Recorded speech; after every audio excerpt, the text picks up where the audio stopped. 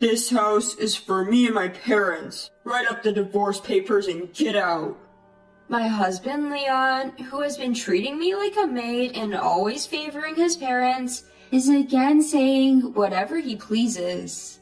I've been patient so far to avoid upsetting my parents, who were so happy about our marriage. But if he's going to behave like this in front of them, it suits me fine. Alright, I'll do as you say. I left the room, taking my distraught parents with me. When will he realize his numerous misunderstandings? I'm looking forward to it. My name is Jessica, 29 years old. I was born when both of my parents were 40 years old. They wanted a child, but it didn't come easy, and infertility treatments were not as advanced as they are now, so they had a lot of distress. Just as they were about to give up on having a child, that's when I came into their lives, and even now my parents still talk about it joyfully. Being the long-awaited child, I was doted on immensely by my parents. Even when looking at my childhood photos, I can feel the love my parents had for me. Although my parents were not wealthy, they always celebrated events like my birthday, Easter, and my kindergarten graduation in a grand manner. They were also very supportive of my studies. If I said I wanted to learn English, they immediately enrolled me in an English conversation class, and they bought me a lot of books because I loved reading. They also said, "If it's something you need for your studies, just let us know and we'll get it for you." Looking back, I now realize that they must have struggled quite a bit to cover my education expenses, but they never showed it. They always treated me with smiles and celebrated greatly when I got good grades. As I grew older, sometimes my friends would mistake my parents for my grandparents, but I never minded. I met my now husband, Leon, at a matchmaking service. Leon, like me, was an only child with elderly parents, and our circumstances were similar. We had the same hobbies, and our conversations were lively. We dated smoothly and decided to get married. My loving parents were in tears at our wedding, blessing our marriage. At first, I was working after our marriage, but Leon proposed. We both have elderly parents. Of course, we don't feel dissatisfied about it, but wouldn't it be nice if they were younger? It's tough to raise a child in old age. We want to have children sooner, so can you quit your job and focus on raising a child?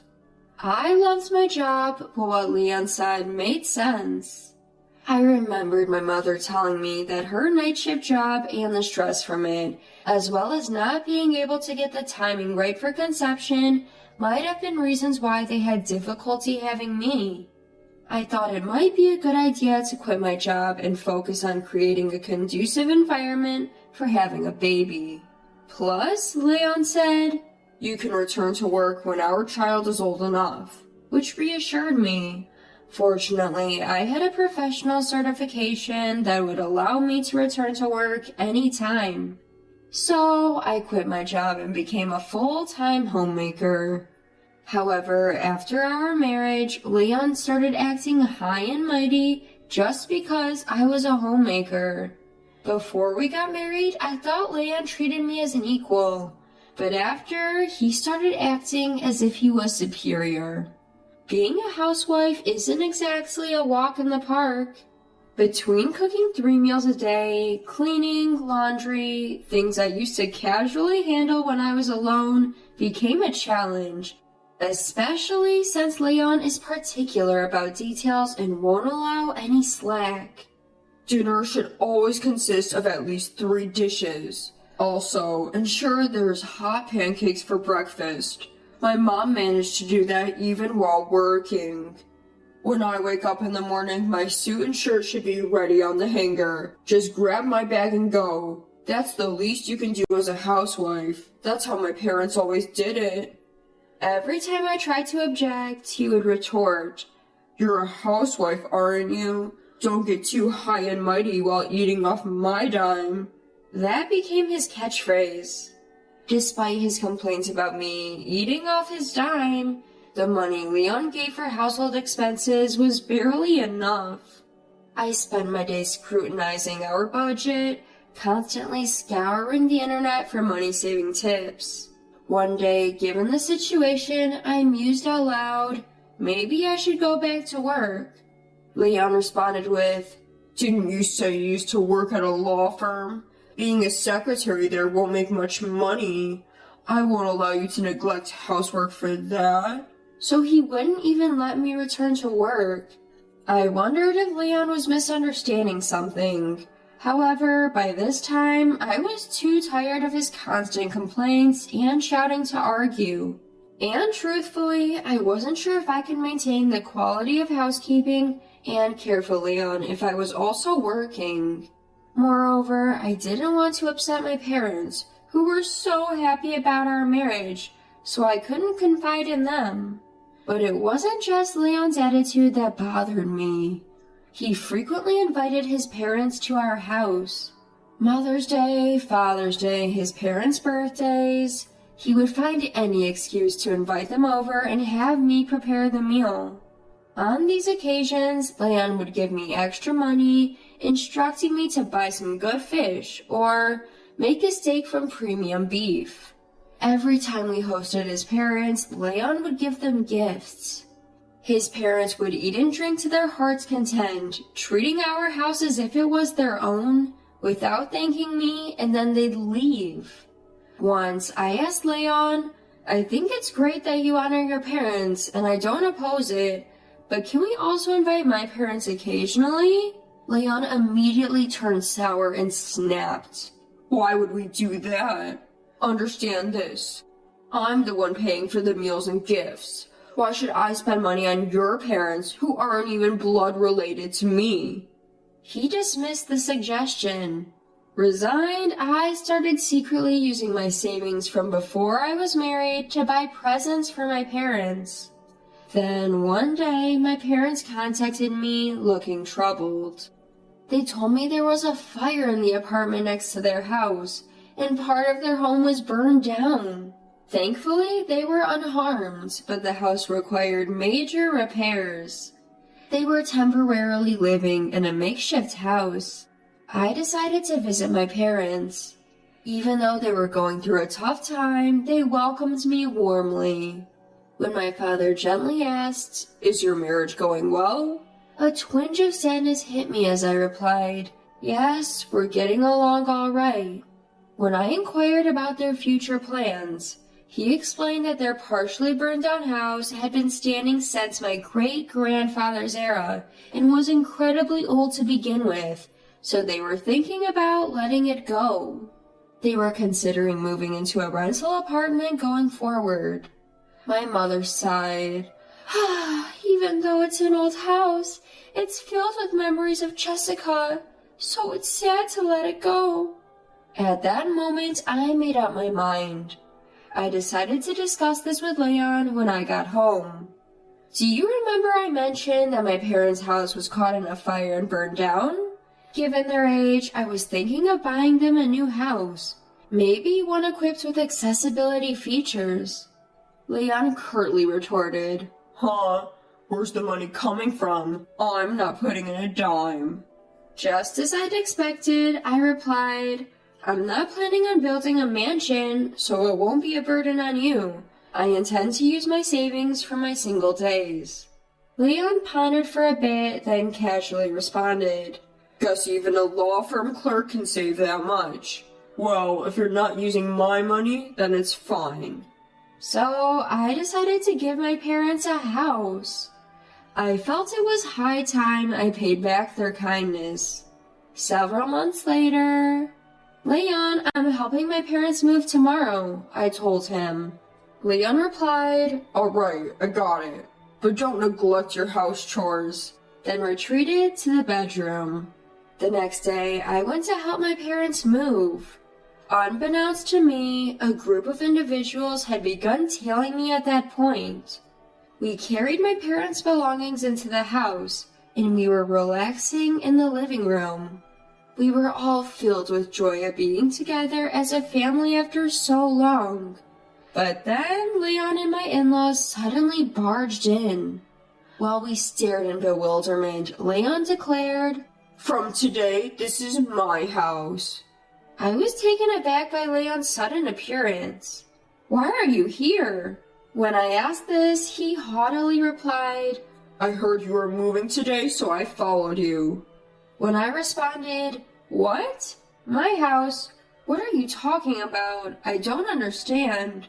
Leon stated, "I've been supporting you all this while. Just marrying someone as clueless as you is something you should be grateful for. My parents have always eaten your terrible cooking with patience. Now it's your turn to return the favor." What a repulsive man.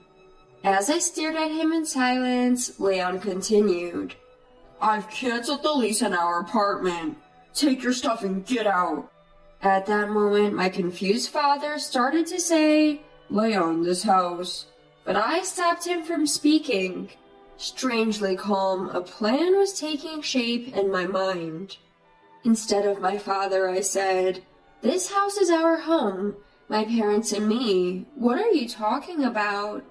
When I relayed that, Leon replied laughing, "Don't you understand English? I'm saying the house you bought was my house all along.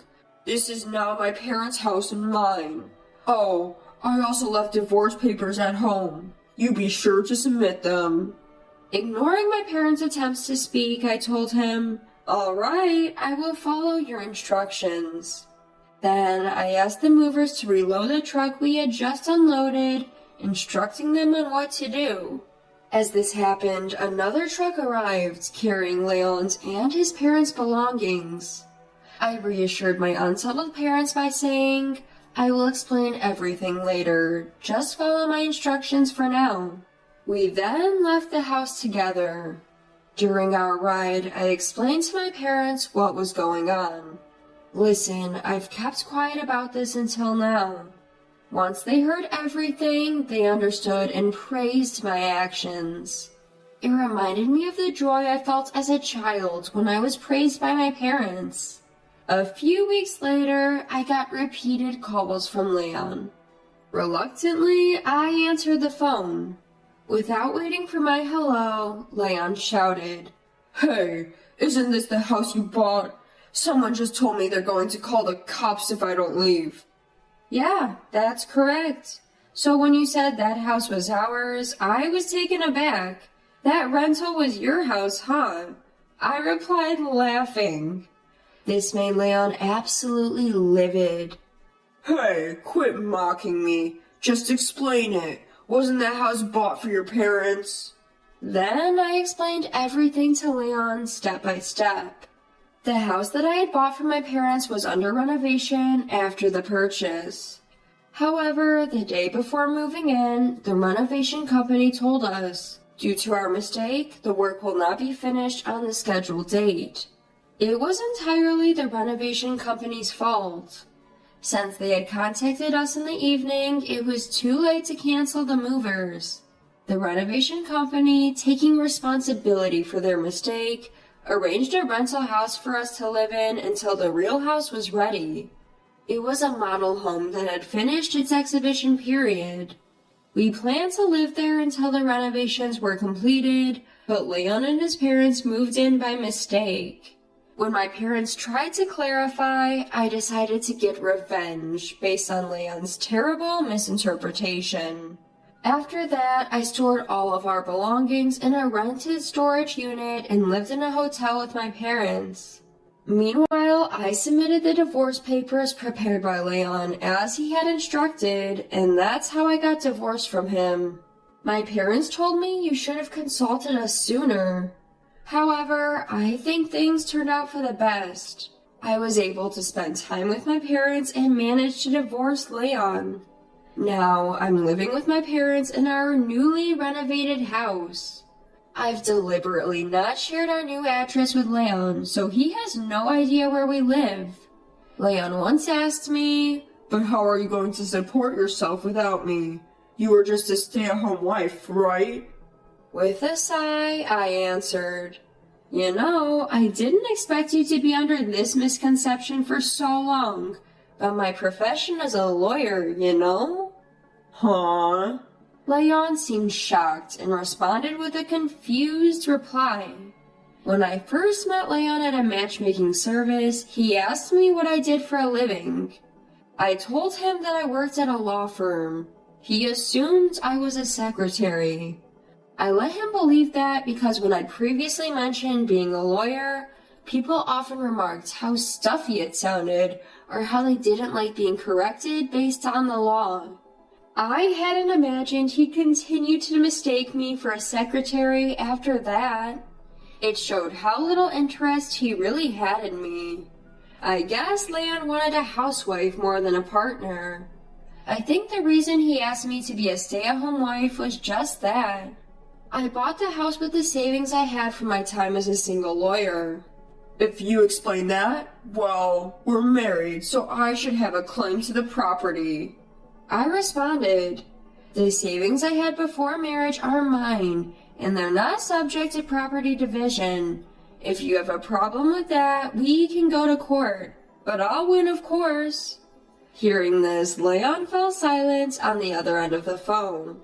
I ignored such remarks from Leon, saying, well then, goodbye. Be nice to your beloved parents. And with that, I hung up the phone. I heard about what happened next through a fellow attorney who used to be my colleague.